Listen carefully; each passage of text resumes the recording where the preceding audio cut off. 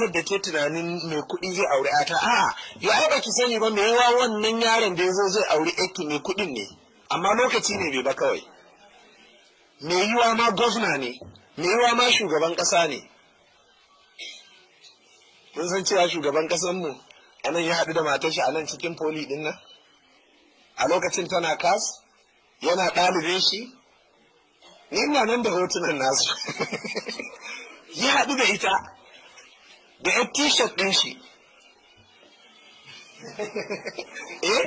sai ta ga ta aure shi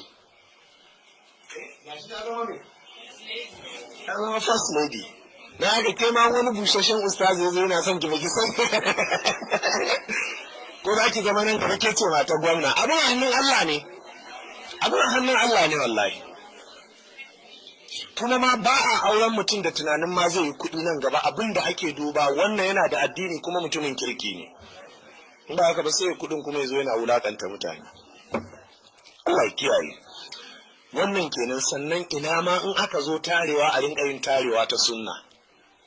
Tarewar sunna ita ce me ko dai uban ta kai ta gidan miji ko kanin uban ko a samu wasu dattawa kwaya biyu ko kwaya uku su tasa ta gaba su je su kai ta ba wai a ɗibi mata a cika hodu sai a ce a sake kawo wata C20 a cika a ce a'a to a ƙaro da irin keken nafef ɗin nan guda uku wai duk za su tafi kai amarya ne kai ango a je a saka ka a jidali